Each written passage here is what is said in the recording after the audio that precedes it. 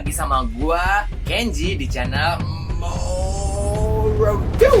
Apa kabar semuanya? Masih tetap semangat ya? Masih tetap semangat di pandemi kayak gini. Ya, yang bisa gue bantu untuk ngilangin kebosanan-kebosanan kalian cuman sharing film-film yang menurut gue keren banget. Kali ini gue mau sharing salah satu film favorit gue di satu dekade terakhir ini, yaitu Birdman.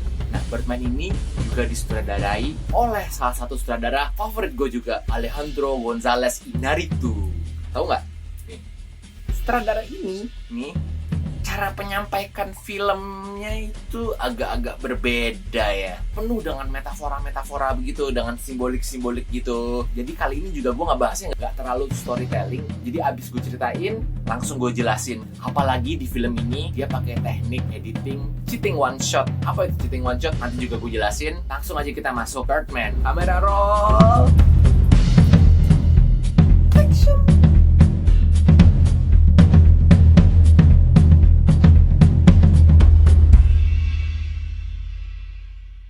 Oke, moviegoers, sebelum kita masuk ke story, gue pengen jelasin sesuatu dulu. Karena ini nanti akan ada sangkut pautnya dengan penjelasan ceritanya. Jadi, gue kasih kayak sedikit news dulu, oke? Masuk!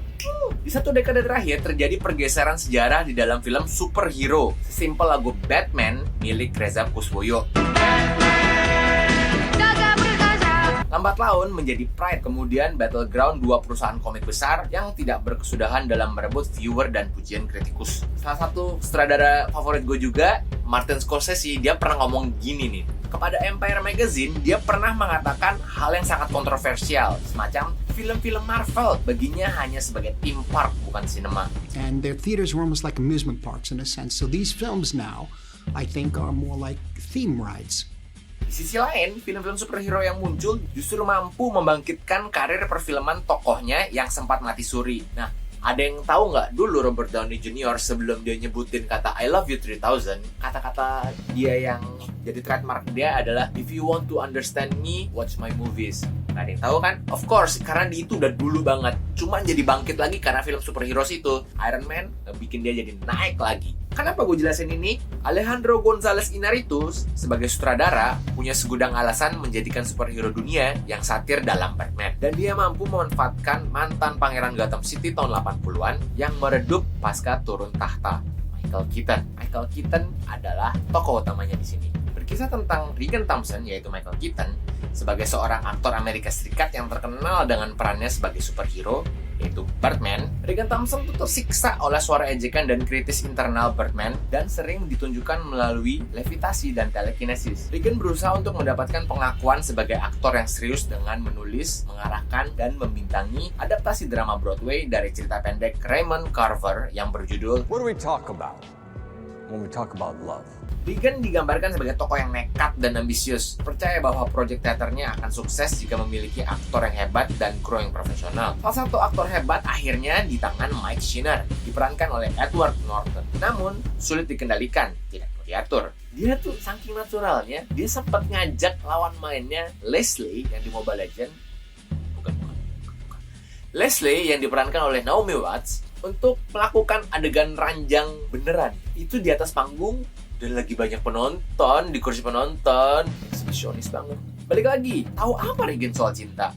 Atau lebih dalam lagi, tahu apa Regan soal acting? Rumah tangganya berantakan, finansial yang setipis kertas tisu hingga menyebabkan dirinya terpaksa menjual rumah yang seharusnya dikasih ke putri sematawayangnya, yaitu Sam, yang diperankan oleh Emma Stone, yang kerjanya untuk di pentas Broadway. Nah, Broadway adalah dunia yang kejam, sekejam kritiknya Tabitha Dickinson yang diperankan oleh Lindsay Duncan, yang selalu memberikan label selebriti Hollywood yang berpura-pura bisa acting di Broadway. Bagi Tabitha, Regan adalah puing-puing kehancuran seorang selebriti Hollywood yang harus dihancurkan agar tidak menghancurkan warisan dari aktor-aktor hebat macam Marlon Brando. Oh god, favorit gue, Marlon Brando, yang pernah menggunakan panggung yang lagi dipakai sama si Regan saat ini. Di sisi lain, Iñárritu dan Regan itu adalah karakter hasil rekayasa genetiknya sama gila dan ambisius. Hampir 90% film ini menggunakan teknik one shot. Seperti yang gue bilang tadi, teknik one shot.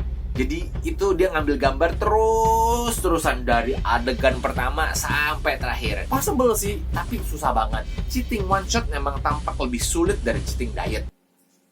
Serius deh, cheating one shot tuh susah. Nah, tapi justru karena pakai teknik yang kayak gitu, actingnya juga bagus, penggarapannya bagus, akhirnya Inarritu mendapatkan reward terbesar, hadiah terbesar, Best Picture dan Best Director. Oke kan? Nah, penonton nih dapat merasakan seolah berada di tempat yang sama dengan Regan. Saat Regan berdebat berkali-kali dengan produser sekaligus sahabatnya, Brandon, yang diperankan oleh Zach Galifianakis, kita mampu menyerap emosi keduanya. Nah, intinya adalah si Regan ini tuh kayak lagi mau mencari pengakuan. Dia itu lagi pengen eksistensinya itu diakuin lagi gitu loh. Karena setelah dia lepasin karakter Birdman-nya dia tuh merasa nggak relevan lagi.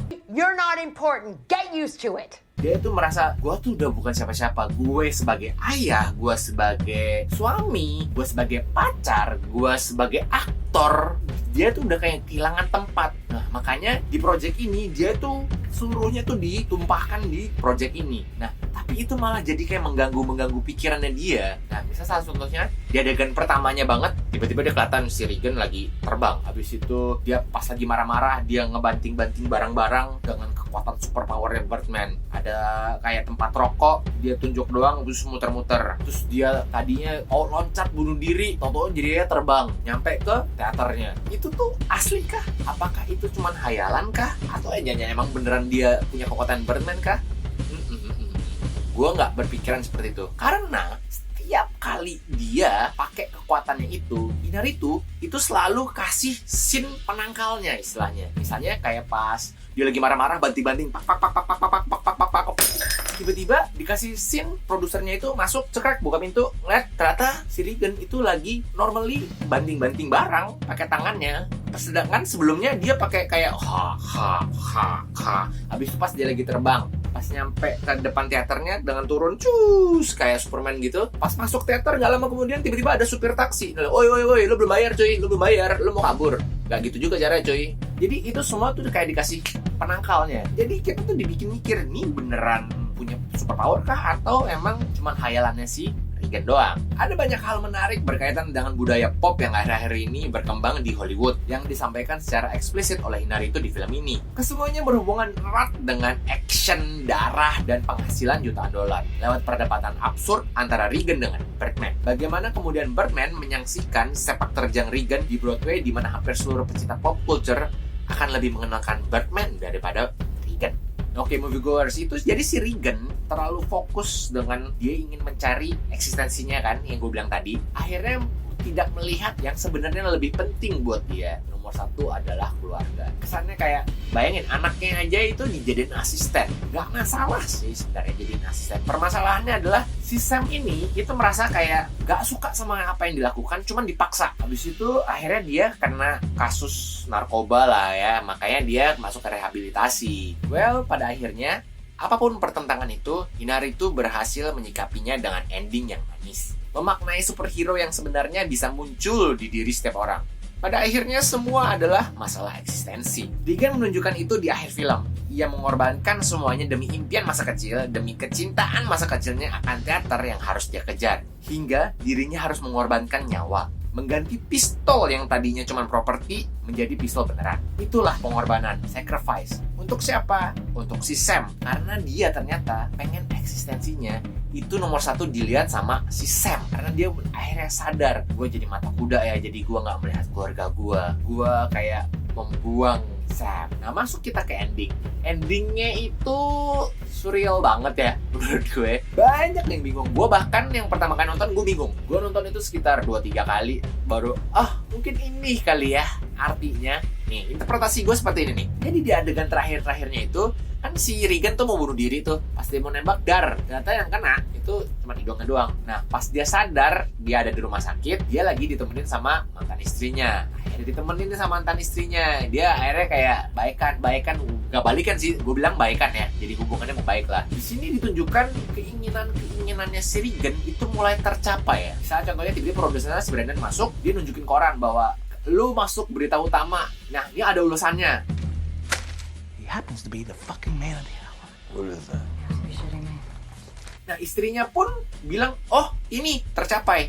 Regan tuh hampir mati. Kok lo bisa bilang tercapai? Of course tercapai. Ini yang dimauin sama si Regan. Nah, di situ Regan tuh udah kelihatan agak-agak sedikit gak sih sebenarnya. Dia pengen ngomong gitu, cuman kayaknya biar cepet aja gitu. Ada juga adegan dimana dia pas lagi masuk ke dalam toilet, buka perbannya dia. Di toilet itu ada Birdman. Lagi boker kayaknya. Karena emang beneran lagi di tempat boker. Dan dia bilang, oke, fuck you.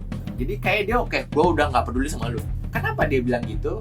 Karena si Regan emang sudah tahu apa yang paling penting buat dia, yaitu keluarga dan Sam. Habis itu gak lama kemudian Sam datang menjenguk dia, bawa bunga krisalis ya kalau nggak salah namanya. Itu kan sebenarnya bunga yang dia minta pas di awal-awal film, pas lagi dia phone call sama si Sam. Habis itu si Sam kayak peluk gitulah. Jadi kelihatan akhirnya mereka akhirnya baikan ya. Nah, ini yang bikin bingung nih. Nah, setelah itu si Sam keluar mau nyari vas bunga. Si Regan ngeliat keluar jendela, ngeliat ke atas. Gue langsung mikir, mau bunuh diri lagi?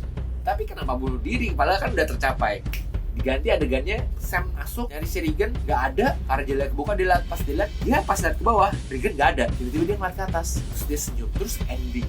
Aneh kan? Lumayan sih. Nih, interpretasi gue ya. Ini menurut gue, sepertinya nih ya, semua itu hanya hayalannya si Regan. Regan itu menurut gue udah mati pas adegan loncat dari gedung. Nah, karena kenapa? Karena abis loncat dari gedung, dia balik, everything tuh berjalan semua dengan lancar. Sesuai dengan keinginannya dia. Dia baikan sama istrinya. Abis itu projectnya sukses. Dia baikan dengan Sam. Melawan si Birdman, dalam tanda kutip melawan si Birdman. Ini adalah realita yang dia pengen. Adegan terakhirnya kenapa si Sam nengok ke atas? Ini juga salah satu sudut pandang dari si Regan, bahwa si Sam akhirnya bisa melihat Regan sebagai superhero-nya dia. Makanya dia ngeliat ke atas, terbang hampir selalu identik dengan superhero. Si Sam makanya ngeliat ke atas, wah, ayah gua superhero. Nah, itu yang dia mau.